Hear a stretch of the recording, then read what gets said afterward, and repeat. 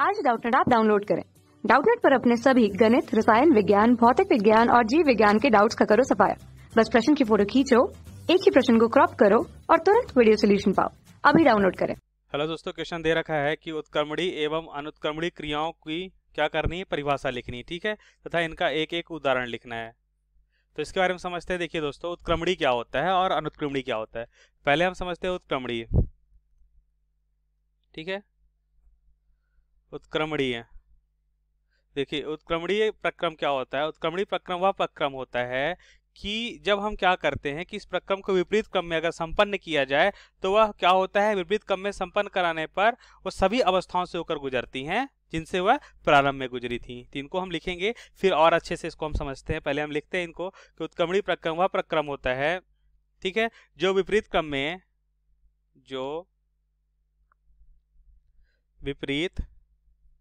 क्रम में संपन्न कराने पे, विपरीत क्रम में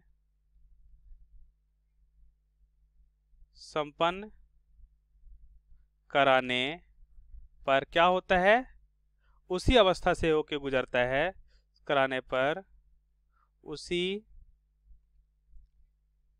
अवस्था से, देखिए अवस्था क्या होता है इसके बारे में भी अभी समझेंगे हम। जो विपरीत क्रम में संपन्न कराने पर उसी अवस्था से होकर गुजरता है जिनसे होकर ये पहले गुजरा था, ठीक है, होकर गुजरता है जिनसे होकर यह पहले गुजरा था, ठीक है, जिनसे होकर यह पहले गुजरा था, ठीक है दोस्तों, पहले गुजरा था, ठीक है। अब देखिए इसको थोड़ा सा हम समझते हैं कि हमने क्या बोला, गुजरा था।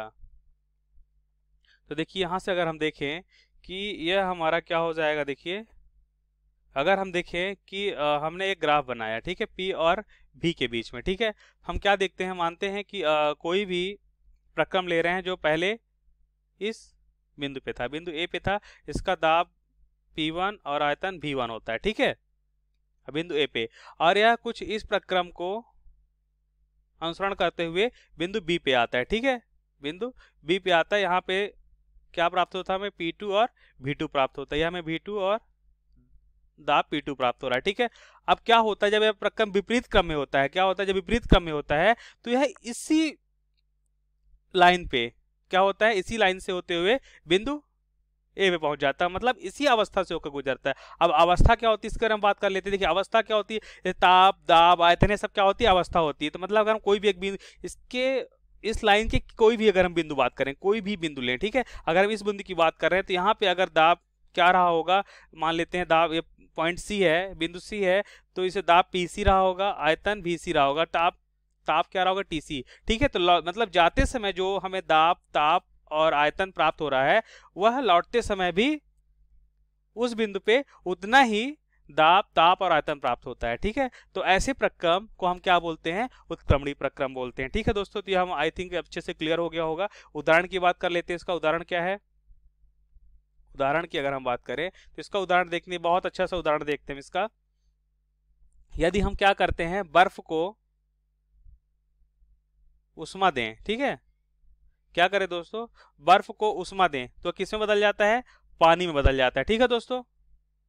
बर्फ को उष्मा देने पे क्या होता है, पानी में बदल जाता है। अब क्या करते हैं, पानी को या पानी से हम उतनी ही उष्मा निकाल लें, जितनी उष्मा मैंने बर्फ को दिया था, पानी से उतनी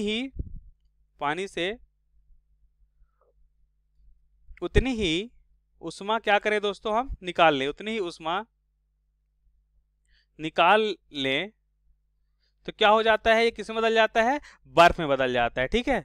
तो यह मैंने क्या देखा कि प्रत्येक स्थिति में क्या हो रहा है कि जितनी उष्मा हम दे रहे थे वो धीरे धीरे पानी बदल रहा था, और वैसे ही जैसे हम थोड़ा थोड़ा उष्मा जब निकालने लगते हैं पानी से तो वह उतने ही अमाउंट में क्या होता है, उतनी ही मात्रा में बर्फ बनना स्टार्ट हो जाता है, ठीक है दोस्तों। तो हम क्या देखते हैं कि यह उत्क्रमणीय प्रक्रम का उदाहरण हो गया। अब हम बात करते हैं किसके लिए दोस्तों, अनुत्क्रमणीय प्रक्रम। यह क्या होता है,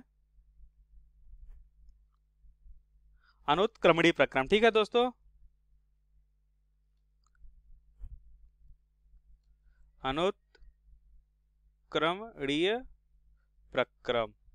ठीक है दोस्तों, देखिए अनुत्क्रमणीय प्रक्रम क्या होता है। इस प्रक्रम में क्या होता है दोस्तों, इस प्रक्रम में यदि प्रक्रम को क्या किया जाए, यदि प्रक्रम को विपरीत दिशा में संपन्न किया जाए, विपरीत दिशा में, देखिए ये उसका उल्टा है, ठीक है, विपरीत दिशा में संपन्न किया जाए तो यह उसी अवस्था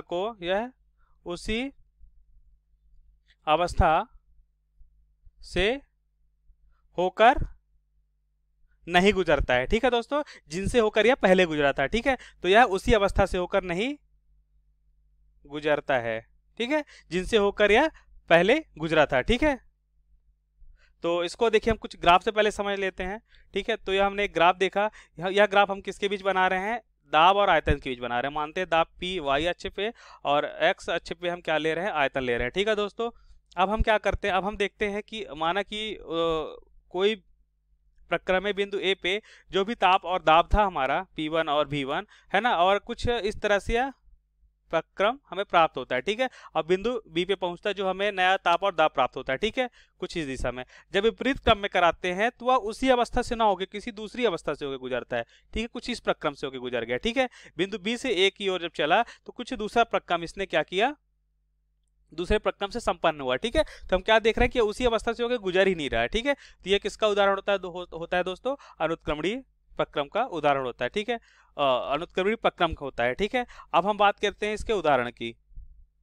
ठीक है दोस्तों, इसका उदाहरण की अगर हम बात करें तो हम उदाहरण देखते हैं। एक तो हो गया जैसे लोहे में जंग लगना। ठीक है दोस्तों, क्या हो गया, लोहे में जंग लगना। ठीक है दोस्तों, यह क्या होता है, अनुत्क्रमणीय प्रक्रम का उदाहरण होता है। कैसे समझेंगे, देखिए लोहे में एक बार जंग लग जाती है। ठीक है, तो क्या देखते हैं, यदि हम इसी का उल्टा करें, यदि लोहे में जंग लगा दे तो क्या लोहे में परिवर्तित हो जाएगा, नहीं परिवर्तित होता है। एक बार लोहे में जंग लग जाती है तो दोबारा हम जंग से लोहा नहीं बना सकते हैं। ठीक है, तो यह कैसा हो गया, अनुत्क्रमणीय प्रक्रम हो गया। और देखते हैं जैसे चलती हुई गाड़ी पे हम क्या लगाते हैं, ब्रेक लगाते हैं। ब्रेक लगाने के बाद क्या हो जाती है, गाड़ी रुक जाती है। क्यों ऐसा रुक जाती है, क्योंकि जो घर्षण बल होता है वह उसको रोक देता है। और जो घर्षण बल क्या करता है, घर्षण बल यहां पर हम देखते हैं कि घर्षण बल उष्मा में परिवर्तन हो जाता है। घर्षण बल उष्मा में परिवर्तित हो जाती है। ठीक है, उष्मा में परिवर्तित हो जाती है। तो हमने क्या देखा था, हमने देखा था कि जब हम गाड़ी चल रही थी, जो उसमें गति ऊर्जा था, जो हमारा कार था, जब हम उसमें क्या करते हैं, ब्रेक लगा देते हैं तो क्या होता है कि गाड़ी रुक जाती है। ऐसा क्यों रुकती है, क्योंकि घर्षण बल इसके विरुद्ध कार्य करता है और उष्मा में परिवर्तित हो जाती है पूरी की पूरी ऊर्जा। ठीक है, और गाड़ी रुक जाती है। इसी के विपरीत अब हम क्या करते हैं, रुकी हुई गाड़ी को अगर उष्मा दें, क्या दें, रुकी हुई गाड़ी को उष्मा दें तो हम क्या देखते हैं कि गाड़ी फिर से गतिज अवस्था में या गाड़ी फिर से चलने लगती है, नहीं होता है ऐसा। ठीक है, तो उसका व्युत्क्रम प्राप्त नहीं होता है। तो यह प्रक्रम कैसा होता है, तो घर्षण बल भी हमारा अनुत्क्रमणीय प्रक्रम प्राप्त होता है। ठीक है, तो देखिए जो घर्षण बल होता है और भी हो सकते हैं उसके उदाहरण, जैसे अगर हम देखें श्यानता होती है, जो श्यान बल होता है। ठीक है, यह भी हमारा किसका, अनुत्क्रमणीय प्रक्रम का उदाहरण होता है। थैंक यू दोस्तों। कक्षा 6 से 12वीं से लेकर नीट, IIT, JEE वो एडवांस के लेवल तक 1 करोड़ से ज्यादा छात्रों का भरोसा। आज ही डाउनलोड करें डाउटनेट ऐप या व्हाट्सएप करें अपने सारे डाउट्स 8400 400 400 पर।